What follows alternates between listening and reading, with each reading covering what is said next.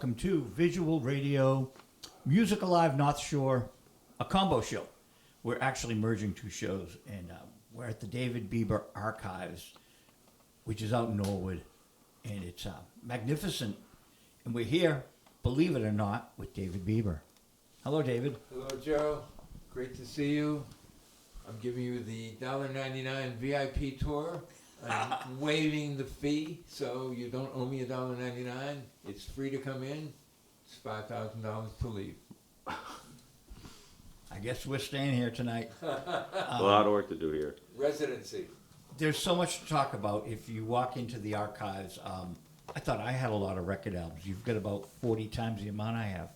Maybe 100 times the amount. Well, It's ridiculous. the guesstimate is about 175,000 albums. But, you know, the beauty of being out here at the Norwood Space Center is that I've got about 10,000 square feet to fill. And it's very important that you understand, and your viewers understand, that it's not just music, it's not just media, it's not just pop culture.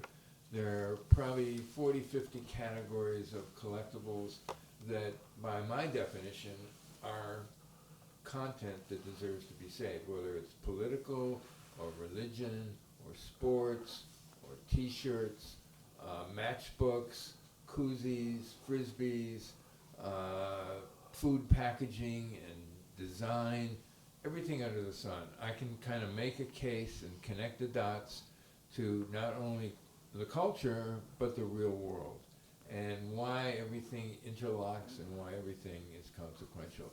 With the passage of time, everything becomes a collectible. My lawyer tells me never talk religion, so let's talk religion. I'm busy getting rid of Tennessee Ernie Ford, Anita Bryant, Jerry Falwell, all sorts of records that drive me crazy. What do you collect about religion? I collect all of those aforementioned albums. I have a significant gospel section. I have a significant Hebrew section. I collect all those wonderful little pamphlets. There's a local personality who walks around town, and usually in heavily congregated areas like Fenway Park, who's got a sandwich board with all kinds of religious slogans and statements on it. He passes out and puts those pamphlets not only to people who are willing to take them, and certainly I am willing to take them, but he puts them under the windshield wipers of parked cars. And I've kind of cultivated a little, friendship with this gentleman and enjoy seeing him. And he's always giving me, these wonderful graphic little pamphlets. One of my favorites, the artwork shows very vivid flames, and the headline on the little pamphlet is, "In hell there is no water." So those are the kinds of things that I love to save. Wow. Wow. I can get Superman. I can get the comic books. I can get politics. The religion, I hit a brick wall with it. Well, and also the thing that is quite beautiful is the religious icons and the artwork and the interpretations of the historical religious figures.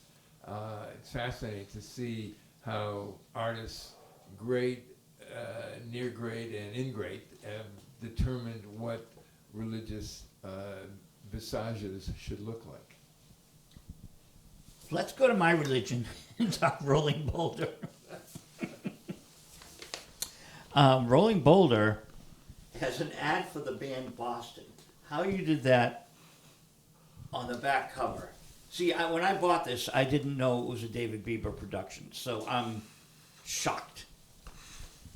Well, this publication is a parody of Rolling Stone magazine. It was done in 1977, and it still has a kind of pertinence today when you consider that last year Elton John wound up the most successful tour, not only that he ever did in history, but anyone had ever done in history up until Taylor Swift, who has gone past $1 billion Elton did about $930 million on his farewell tour.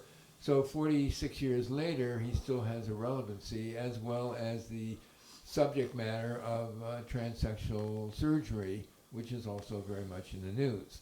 So in these 72 pages, all the ads are legit, and all the articles are parodies. Among the subjects were that the Beatles got together and did a reunion concert, but nobody cared and nobody showed up.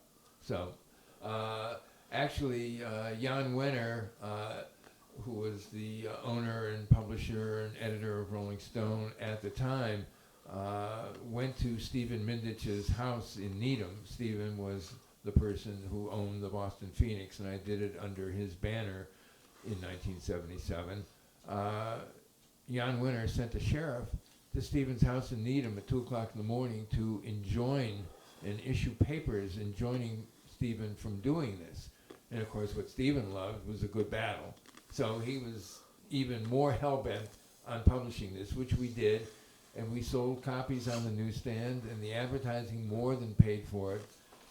Taking a look at the back cover, for example, Paula Hearn and Charlie McKenzie, friends of mine who were co-managers of Boston, they took out a above the rate card full-page ad back cover for Boston, which at that point was selling about 500,000 albums a month, wound up being the most successful debut album in the history of recorded music, sold, still selling, probably reached the pinnacle of about 25 million copies. So ads like this paid the freight, and we had a great time. Wow. And this is Paul Norman's copy. He's our director, producer tonight.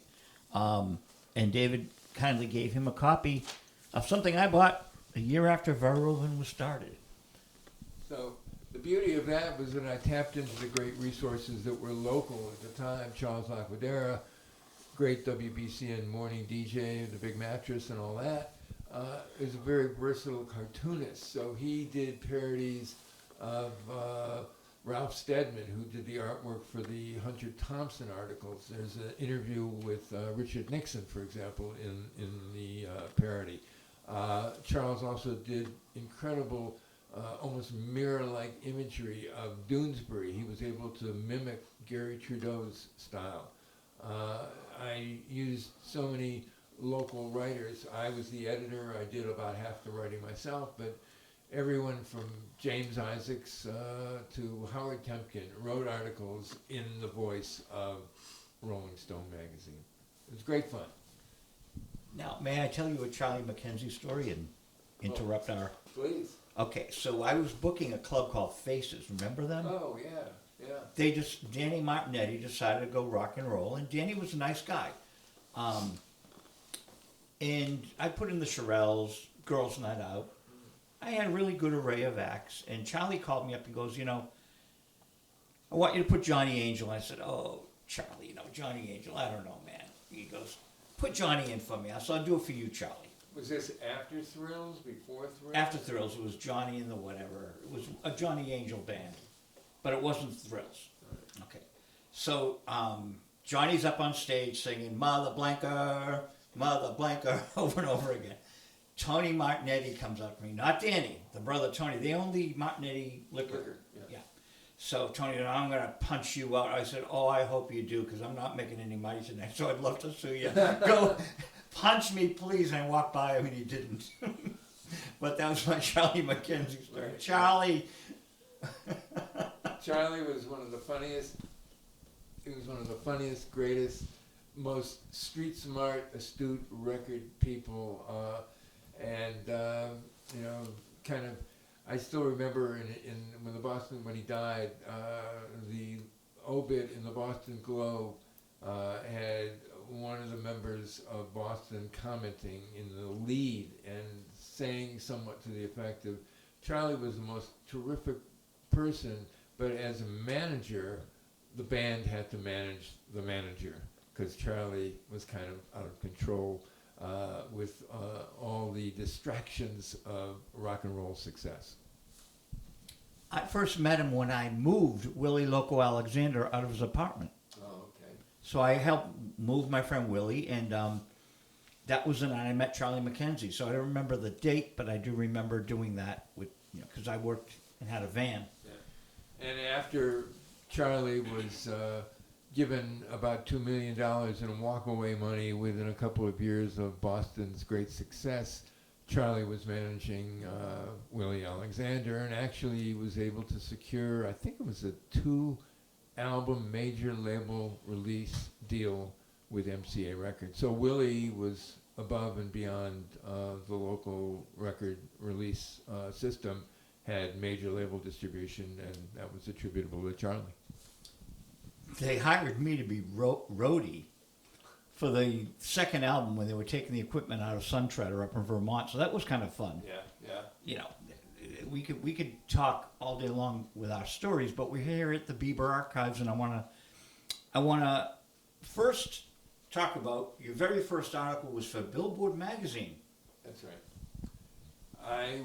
I started as a business major at Miami University in Oxford, Ohio, and I was at the library reading the publications, and I saw a small space editorial mention that we at Billboard are looking to establish a national chain of college campus correspondence.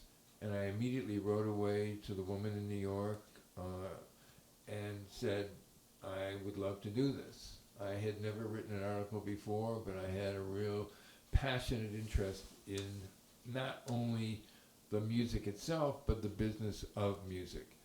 And that's why I was reading Billboard magazine, because it was no longer just picking up record surveys, top 40 surveys at the local record store in Cleveland where I grew up. It was also reading Billboard magazine to realize that there was a whole industry and a machine behind, later became known as the star-making machinery, as Joni Mitchell suggested.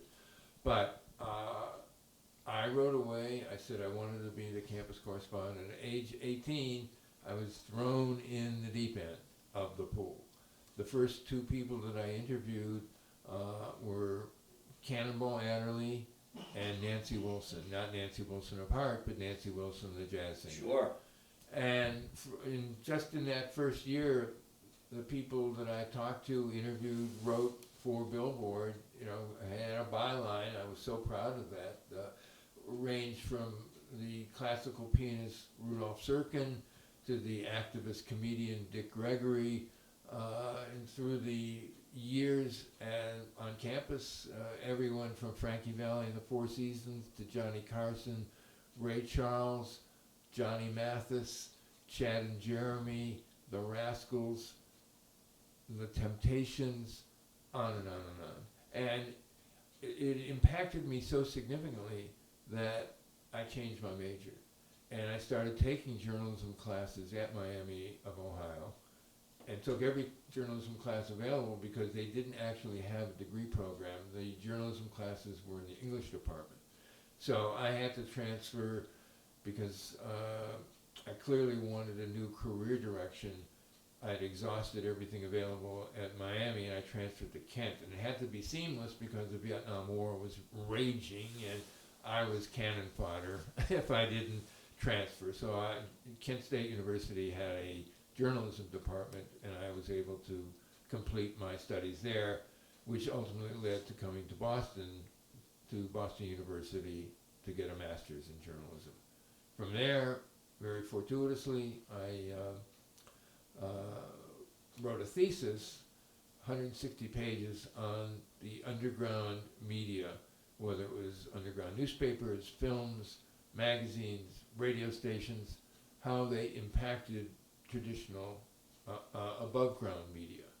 And Clark Smith, who had just become the assistant general manager at WBUR, read my thesis and hired me to be the music director. And I was off to the races, because I thought I was going to have to leave Boston because it was a relatively small city with too many talented people. I was thinking I'm going to have to go to New York, I'm going to have to go to Los Angeles. I wound up staying in Boston because this opportunity arose. Of course, within a year, and during that year, that was just a phenomenal year, interviewing everyone from B.B. King to David Bowie, before Bowie really broke on the scene. He was still actually recording for Mercury Records at that point. He hadn't even begun with RCA, and he couldn't even tour America as a performer. He could only tour as, talking about his career as a promotional junket. He didn't have the working papers to perform live. He spent about 2 hours up at WBUR. The sad thing about that, of course, was that BUR was so impoverished that we didn't even have a blank reel of tape. So we couldn't record that wonderful pre-stardom interview with Bowie. But, if you believe the fact that all those radio waves are vibrating out there in the celestial universe, someday it's going to be retrieved. The same way that all the video has come out of the woodwork, the last 20 years of YouTube existing. So my hopes are still out there that Bowie conversation will somehow be retrieved. But within a year, John Silver decided he wanted to control the reins of WBUR, took a staff of 32, reduced it to 3. I was out the door. So fortunately, through the relationships that I had as music director there at WBUR, I was able to get some of the local promotion people to endorse me to a company and a guy named Danny Lippman who ran music promotions. And one of Danny's clients, in addition to doing all the advertising for Warner Electro Atlantic and New England Music City and Cheap Thrills and the Orson Welles Cinema Complex, various other enterprises, and I was doing all the copywriting and the ad placement and design of the ads. In addition to that phase of Danny's business, that was where I first met the Modern Lovers. Danny was managing Jonathan Richman, David Robinson, Jerry Harrison, Ernie Brooks. They were basically unsigned at that point. It was a year plus that they went out to California to do the demos with John Cale, demos with Kim Fowley. They were tentatively going to be signed by either Warner Brothers or A&M. The two labels kind of combined their forces for the economies of scale, and kind of unheard of that they both contributed to making the demos. But ultimately that recording didn't come out until later in the 70s on Berserkling Records. But, it gave me the opportunity to, kind of entrench myself even further into the local Boston music scene. And then for several years thereafter, mid to late 70s, I was doing freelance independent work for radio stations like WEI-FM, WCOZ. My friends and the relationships that I had were at WBCN, but unfortunately BCN didn't have a budget to pay for things that I wanted to do for them, so I was working for the competition even though my heart was across the street. So my moment at BCN finally arrived in 1978 when Charles Laquadera and Tommy Hadges petitioned Clee Dobra, who was the general manager, to encourage T. Mitchell Hastings, the owner of the station, to hire me as creative services director, which meant I was in charge of all the advertising, all the promotions, all the externalization of the station, and that went on for the ensuing 16 years. Pretty amazing, David. I have 2 questions, but before I ask them, when Mark Bolan came to America and opened for the Doobie Brothers, they opened for him at the Orpheum, and I was there and I taped the shows. But they were on BCN the night before, and BCN didn't tape it, but I did. So maybe you taped me with Bowie. Well, I didn't, but I'm saying that some mad fans are out there that are hip to Bowie and hip to Mark Bolan, because Mark Bolan was nothing in America, really. And so I gave it to one of my artists on Verlven, who sent it to England, and it got bootlegged. Really? So the BCN tape is bootlegged, and now it's up all over YouTube. That's great. So I can send you copies of it. Oh. But what I'm saying is, the Cosmos, that's cool, but I think probably there are hip fans that taped it. Well, the Bowie thing. Hopefully they're your hip fans who are watching, who will fulfill that dream of mine to fill in the blank. I may have 2 million artifacts here at the archives, but I'm missing one. That's the Bowie interview. Well, when I managed Spirit in '94, BOS was behind the broadcast of Randy California in studio, and I was busy renting a guitar of him, driving him around, taping the concert. We did 2,000 people. It was a BOS thing, and they never gave me the tape. I don't think they can find it, but I'm sure Spirit fans, it's got to be out there. 1994 Spirit. So it's funny how these things are. There are people listening that really like these artists. Yeah. So my two questions to you: where were you born, and where did you grow up? And did I see a picture of you in the Velvet Underground in Billboard? I was actually born in Montgomery, Alabama. Oh. My father was a dentist, and he was in the Army at the time, and that's where he was located, and my mother was with him. So that's where I was born, even though the family was from Cleveland. And so shortly after I was born, they returned to Cleveland. That's where I grew up. And in fact, that may be one of the points of origin of what I remember the early stages of collecting, because when I was maybe 4 years old, the family took a trip back to Montgomery. It was a road trip from Cleveland to Montgomery to visit friends of my parents. And as we stopped at gas stations along the way, I put my hand in the bottle opener deposit area where these soda machines had the built-in bottle opener, and the bottle caps fell into a container. I put my hand in to grab these unique local and regional brands that I didn't see in Cleveland. I was collecting bottle caps as a 4-year-old, but all these new colors and designs gave me welcome additions to my collection, and I remember being fascinated. Every time we stopped for gas, I would grab a few more and a few more, and that was, the nucleus, the beginning of the collecting.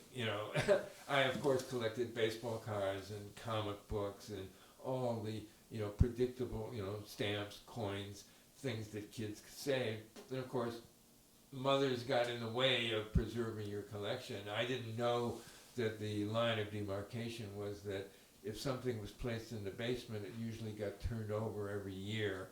If something wound up in the attic, however, it was kind of a permanent position. It stayed there. It was, for some reason, more consequential in the attic. The basement, the shelves got, vaporized. But I did manage to save a lot of my things as a kid that I still have here, which is great to reacquaint myself with these things. And just to follow up on the BCN thing, so I was at BCN from '78 till '94, and in '94 I joined the Boston Phoenix and related companies, WFNX and Stuff Magazine. Stayed there until 2013. In 2012, WFNX was sold. In 2013, Stephen Mindich abruptly closed down the newspaper, and I continued to work with Stephen just out of friendship for about the next 8 months, transferring the archives of the dozen or so related companies to Northeastern University, where they currently are housed, and they're part of their urban studies department. And as kind of, because I was a lifelong friend of Stephen Mindich's, he introduced me in 2014 to Steve Samuels, who had recently acquired the Howard Johnsons at 1271 Boston Street, which was right next door to where WBCN had been at 1265 Boston. And Steve Samuels had purchased at the end of 2013 the Howard Johnsons. He wanted to create music and pop culture and media tribute and celebration to the music that had come out of the Fenway area and by extension the greater Boston area. And Stephen Mindich introduced me to Steve Samuels, and we made it up as we went along. I brought in box after box after box of content that ultimately became the Verb Hotel.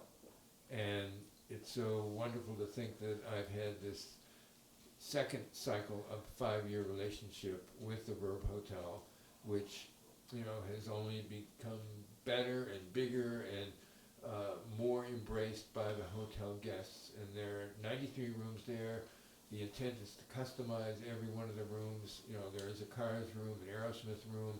Above and beyond that, there's an Elton room, Stones room, a Who room. But, you know, the lobby and the corridor, everything in there is from my collection. And that has been kind of a wonderful experience in the sense that it's almost like having a 24-hour-a-day gallery. So if somebody wants to hire me to do an installation, I can say, just go to the Verb and check out what's on the walls there, and that will give you a tip of the iceberg awareness of what I can do in any subject matter, any category. So that has led to installations on a permanent basis with the Wang, part of the Bach Center, at the Cabot Theater in Beverly, ongoing relationships with City Winery, the Schubert Theater, and various other places around town. And it's been kind of the hand of God from the side of the stage giving me a second career opportunity. They say there's no second acts in America, but I'm living proof that there are. Velvet Underground and Billboard?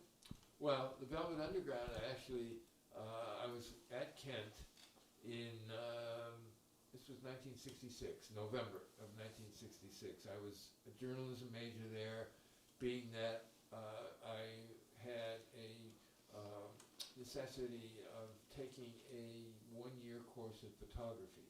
So I had a 35mm camera, I was developing my own film, I was printing my own prints. And a friend of mine, David Newman, and I hitchhiked from Kent to kind of a Masonic auditorium type facility in Cleveland to see the first North American tour of the Velvet Underground. And we talked our way in with my Billboard press pass, which I kept in my wallet and was very proud of, and very loose at the box office. What do you mean you don't have 2 tickets for the Billboard correspondent? So they let us in. We saw the show. It was like the most incredible, you know, I had seen shows before, but nothing like this with the light show and the half-nude dancers and the people with whips and all kinds of craziness on stage. It was just the most insane production, and this was the Velvet Underground as part of the Traveling, Exploding, Plastic Inevitable, which was the overarching terminology of what the show was called.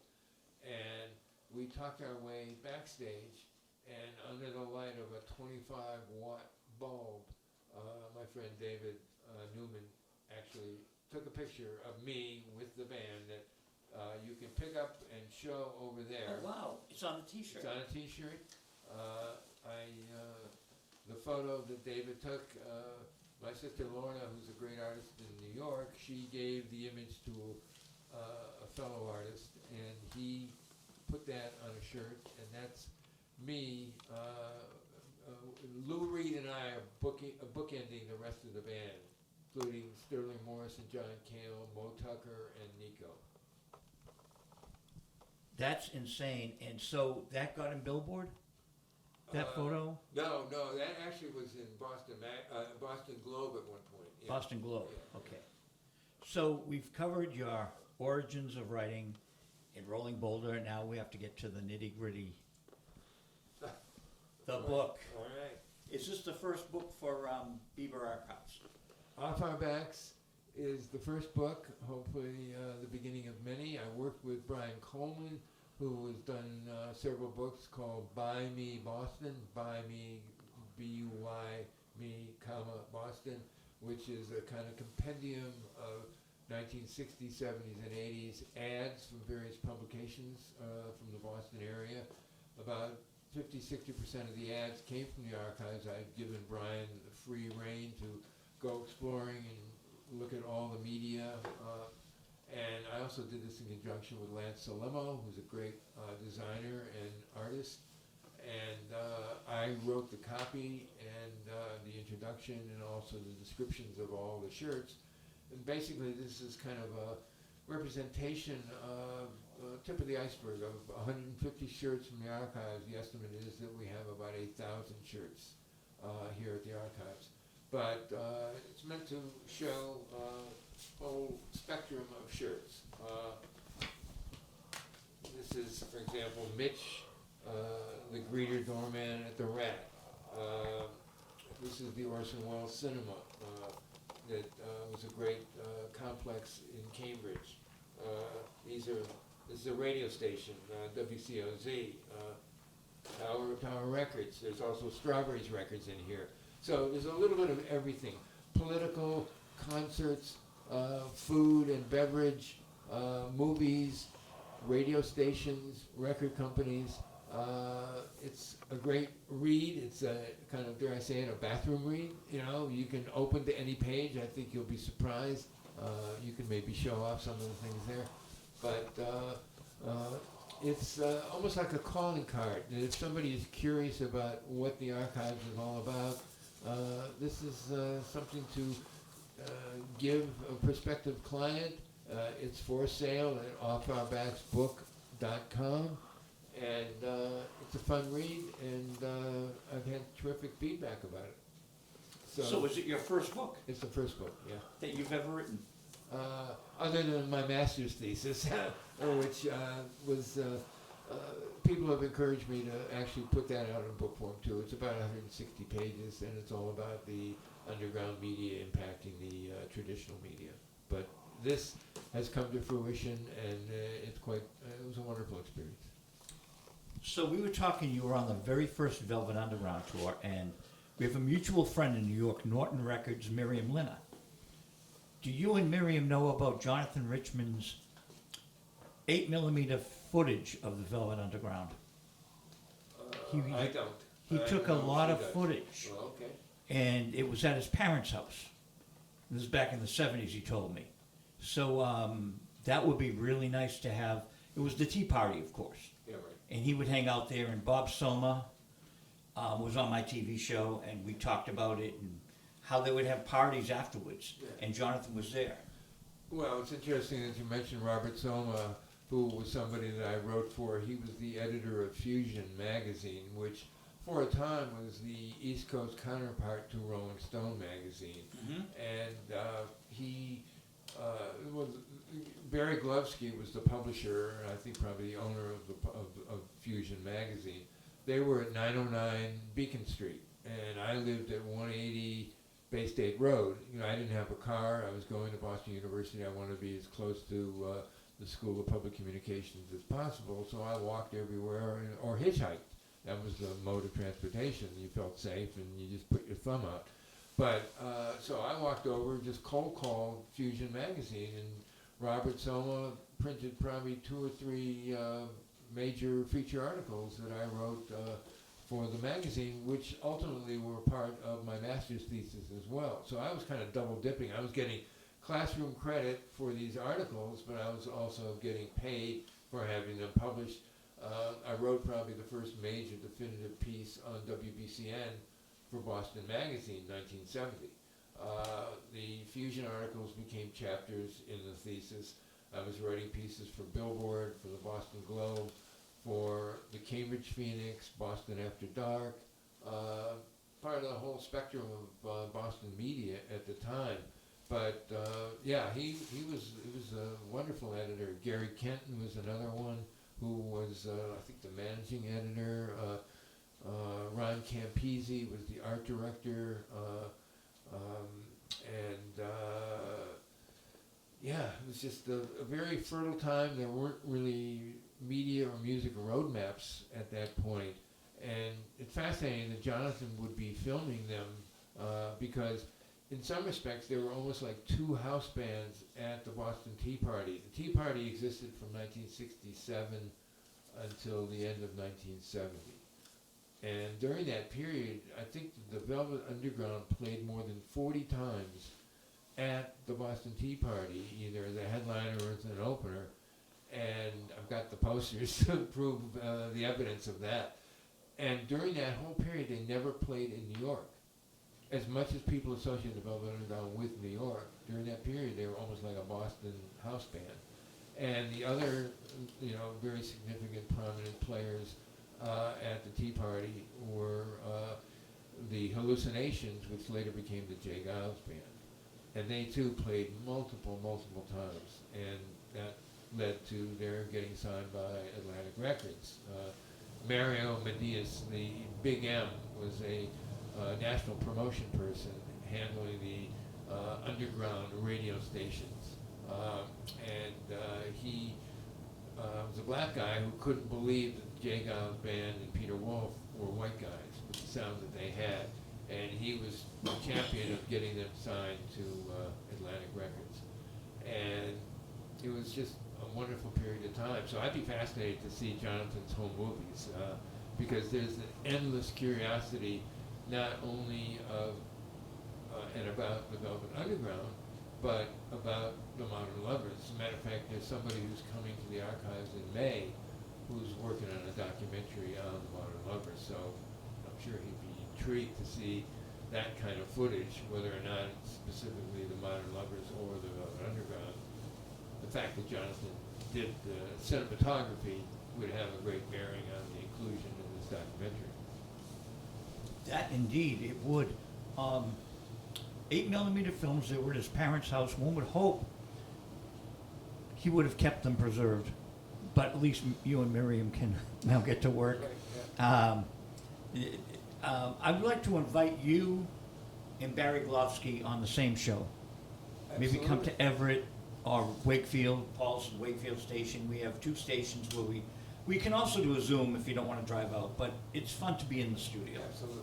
And Barry was one of the first guests I had on TVI in 1979. Well, So we started our show really in 1979, but then visual radio started in 1995 with Marty Ballin. okay. So I'll just briefly give you the quip on that. Marty was coming to the House of Blues. Teo was running it. Remember Teo? Of course. Great guy. And Leomeister. Yes.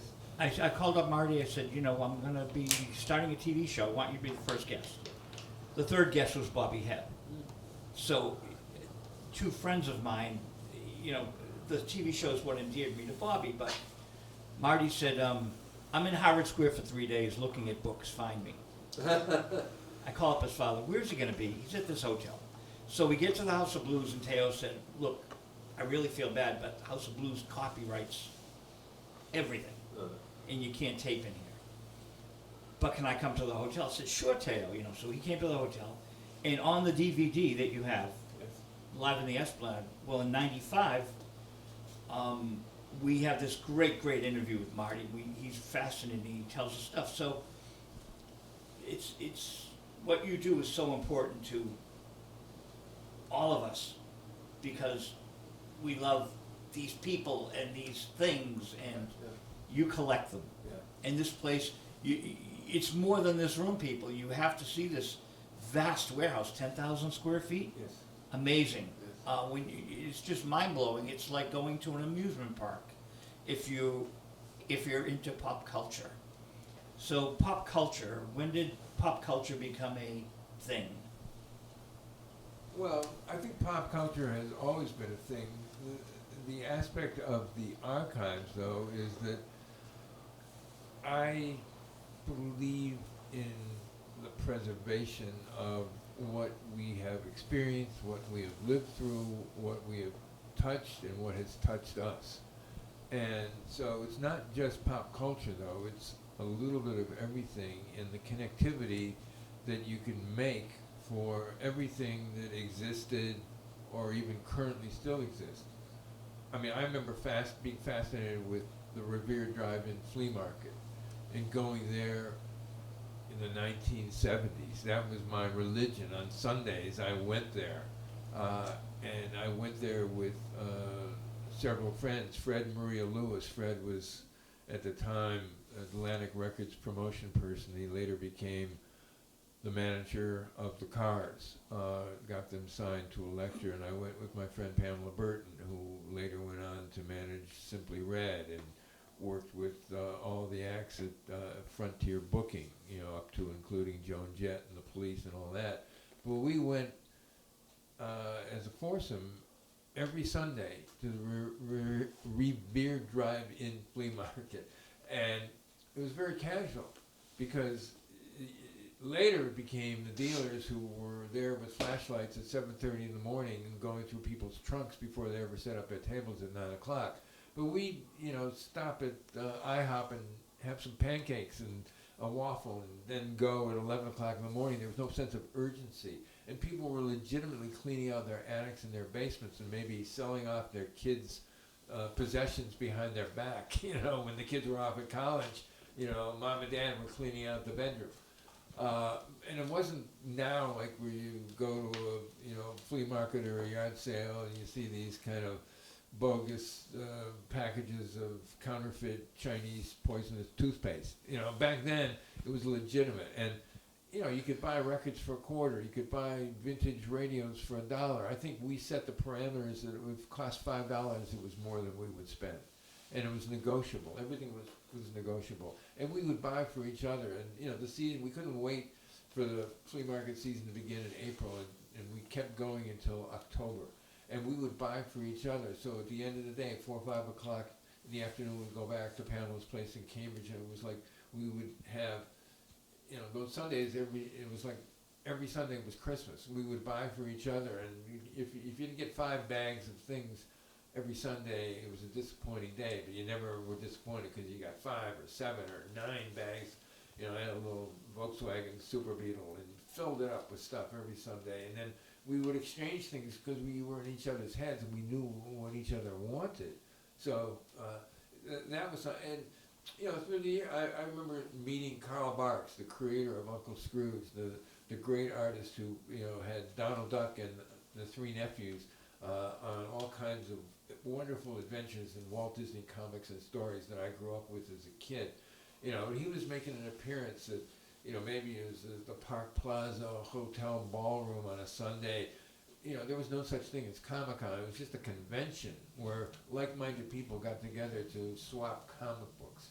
And I just wanted to meet him and thank him. I didn't even want him to sign a comic. It was just to be in his presence was what was important. So these things had very, very primitive starts. When you talk about collectibles and pop culture and all that, a poster was created with a purpose. It wasn't meant to be a collectible. It was created to sell a concert or an event. And when that event occurred, it was the debris of our culture. I saved those things, off of, bulletin boards on campus or, record stores, off of telephone poles or, taped to vacant storefront windows. And those became the cornerstone of the collection, as did albums. I haunted the places like Zares where I would, especially if I was going back to Cleveland, there were Zares in the Midwest. It wasn't just a local Boston type of discount house. And I'd get on my hands and knees, and the understock wasn't just what was in the bins.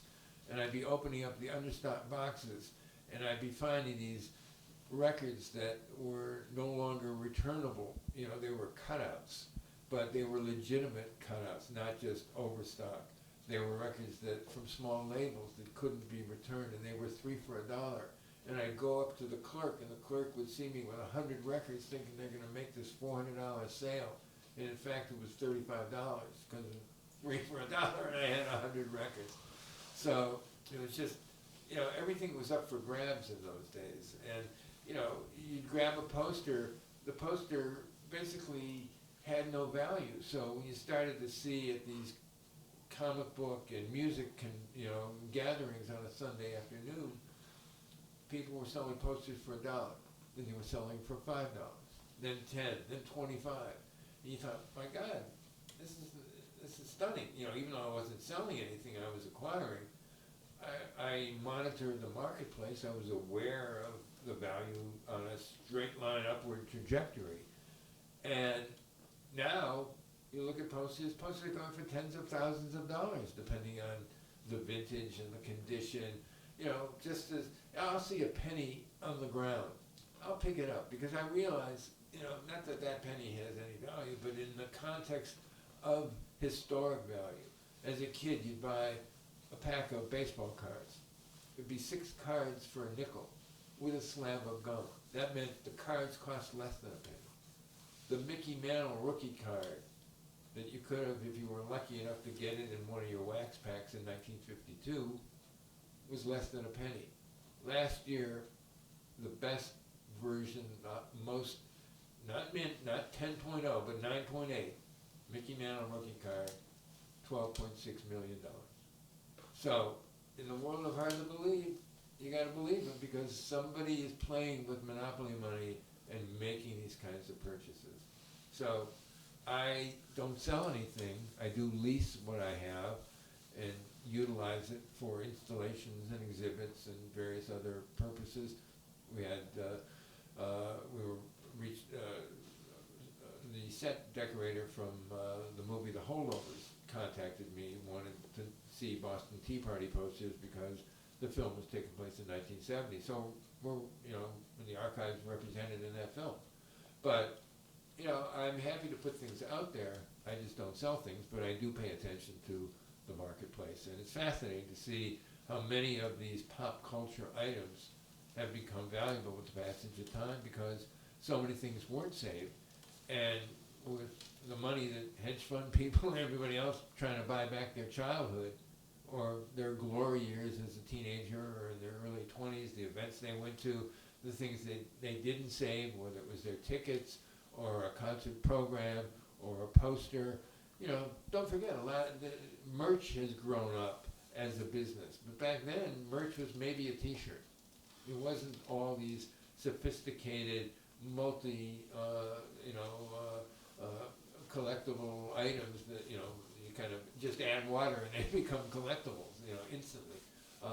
They didn't really exist. You had maybe some bootleggers that were selling concert t-shirts outside the venue, like outside the Boston Garden or the Worcester Centrum or something like that. But now it's become huge business. You look at a Taylor Swift tour, for example, you get, when she was playing, the football stadium in Foxborough